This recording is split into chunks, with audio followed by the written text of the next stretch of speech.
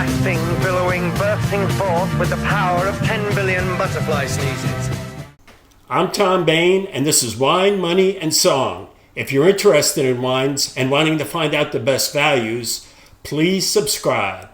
A few weeks ago, I had some friends over my house, and we were watching the NFL playoff games. And one of my friends was at a wine auction, and he said to me, at this auction, I heard that Ridge Montebello 2020 is smoke tainted, and Ridge released it. And that was the first that I heard of it. Now, before I go into that story, I want to say to you that I've had several of my episodes have been based around Ridge Montebello, how I thought it was a great first growth of California. And if you can go back to that episode and watch it, and you see how highly I think of Ridge Montebello, you see that, and also my wine cellar journey. I do a display of 14 of 15 consecutive vintages of Ridge Montebello in 3-liter bottles. Now, it's obvious I love Ridge Montebello, but I want to preface that. And when I tell the story, I'm going to give you the reasons why, pro and con, about whether they should have released this wine. So this whole affair started with a review from Antonio Galloni on the 2020 Ridge Montebello and the estate Cabernet. And I'm going to read to you the actual commentary. I found the 2020 Montebello and estate Cabernet Sauvignon problematic. Both wines showed clear signs of smoke taint. I can't say I am terribly surprised. The Montebello was tainted when I tasted it from barrel, but that was during the COVID-19 lockdown, where they sent me samples through the mail. At that time, my hope was I had received a less than perfect sample, but in the end, it was pretty representative of the finished wine. That's the condensed version of what he said. And that caused the whole wine world to start whispering about it and really came to light. Now, I haven't seen other wine reviewers review the wine, and I'm sure they tasted the wine. And the one thing in the wine business, because it is the business, the wine business, they tread lightly on criticizing and downgrading wines. Now, I saw one review from, I didn't even know who the guy was and what publication it was. They gave it a 94, and they didn't say anything about smoke taint, while Galloni gave it an 87. And that's kind of pretty high if it was obvious it was smoke tainted. So the wine press has been very quiet and kind of timid, I think, to come out and say anything. And as I said, Ridge has been around since 1962, and it had a famed winemaker, Paul Draper, and he retired a few years ago, but I know he's still active in the company. He's probably on the board. So I'm going to tell you a story, first of all, to give you a context to when I worked for Seagram Chateau and Estate. The Wine Spectator came out with an article on BV wines, and at the time Seagram's owned BV, And the winemakers back then were Joel Akins and Greg Fowler. And I knew Greg Fowler a little bit. Really nice guy. So they were handling, the problem was the Wine Spectator tested the wines, the red wines from BV, and they found TCA taint. And TCA taint is different than smoke taint, that generally it comes from bad corks. There's a musty cardboard quality to the wines. And from a bad cork, it gets into the wine. And it's a mustiness, almost cardboard, wet cardboard, or dog fur. So the Wine Spectator tested the wines and came back that they were tainted with TCA. The next month, BV tested the wines after the Wine Spectator did, and found, yes, it was tainted. So how did we resolve this to make a decision whether to sell the wines or not? My company hired a Madison Avenue firm. They went up to Newark, Connecticut, where the headquarters were, and they sent some of the people from California, the winemaking team, and some of the technical people there. And they had a few of the people from my office there. Now, I didn't deal in BV wines. I was in a separate division of selling Bordeaux and Burgundy in the French wine portfolio. But they wanted us to taste the wines to see if we thought that it was damaged too much, that whether they should sell it or not, and how was the original flavor profile.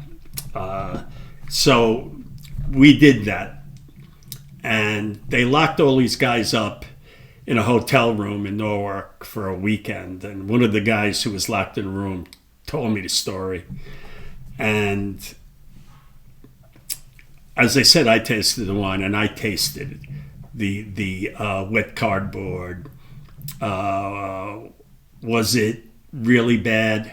No, but it affected the taste of the wine, and I wouldn't buy the wine if it tasted like that.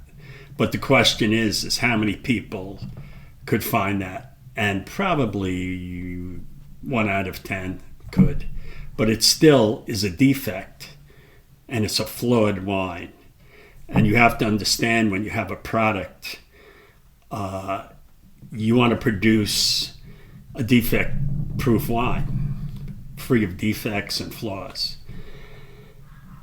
So they had some choices to make. And as I said, I tasted the wine and gave my input. And what happened in that room was they went about, bandied it about, and they had several choices.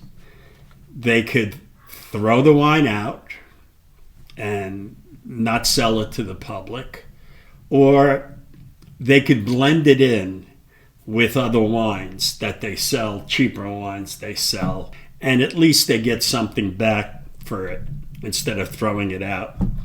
Or they can sell it in bulk to somebody else, and they'll blend it in with their wines. And when you blend it in, you dilute the defect, where it comes down to a factor. It's below perception, taste perception.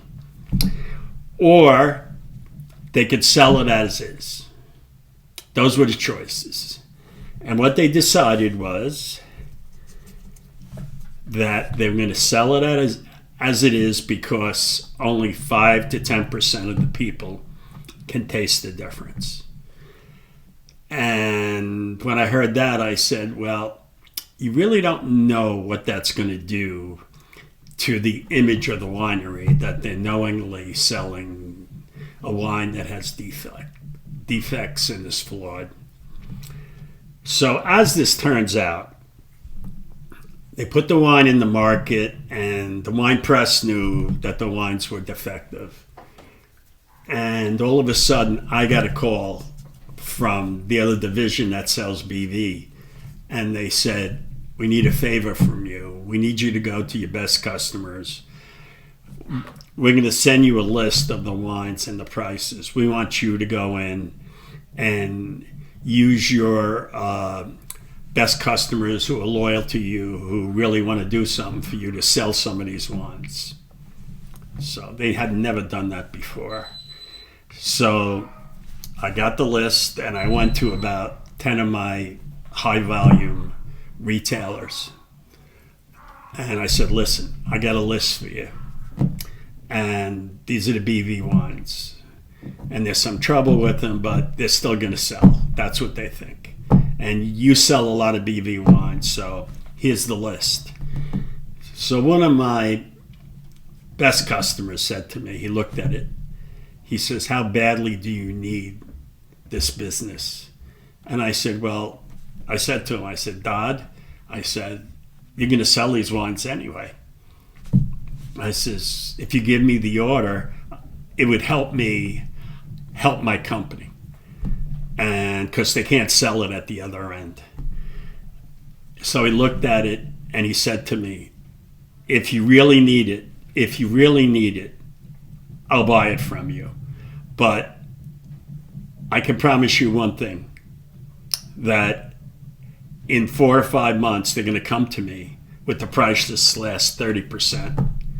And they're going to offer me the wines again, much cheaper. So I said, you really think that's going to happen? And he says, trust me, I know.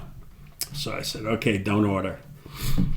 So later on, they're releasing the wines through its normal channels. And I get a call back from that retailer months later. And he says to me, Tom, I got the call. Almost 40% less. They offered me the wines, then you were going to sell it to me. So he was right. So from that case, you can see that knowingly selling floored wine slowed the sales and also the profits in it. And it took them years to sell those wines out.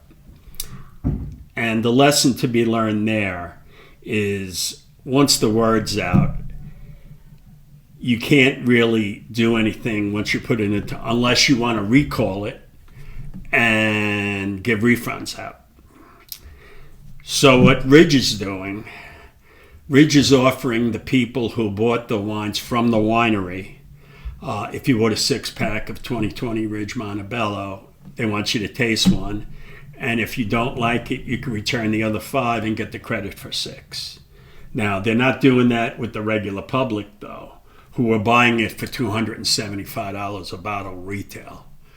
And the question is should they priced it that high or maybe cut the price on it?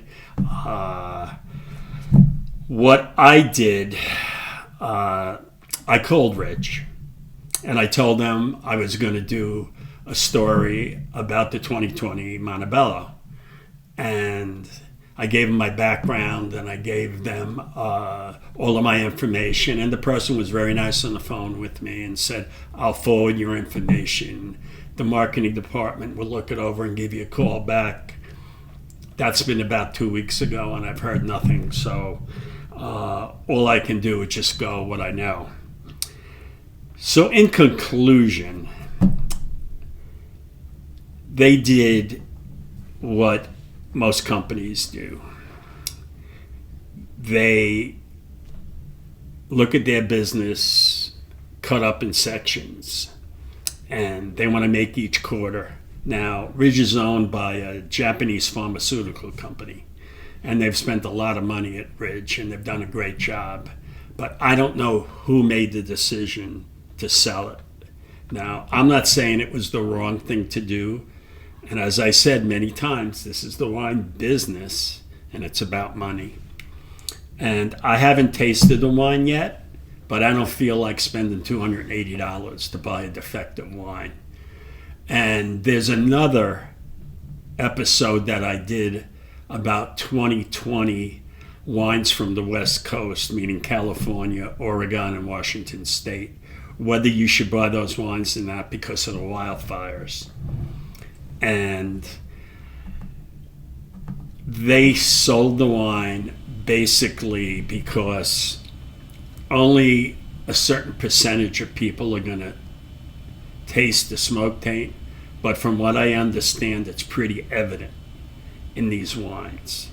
And I would like to hear Ridge's end of why they decided and what methodology they did. Now, as you see, I have the courage in my inventory, and I still love the Ridge wines, and I hold them dear to my heart. And as I said, I have the courage in my inventory, but I would like to see how this plays out, whether these wines actually sell.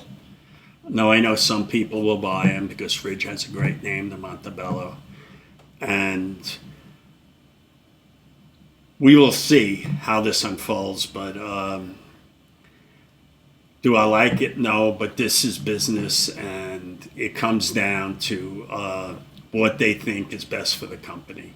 And I don't really think they were thinking about the consumer as much as they should have been, but I'm waiting to hear back from Ridge.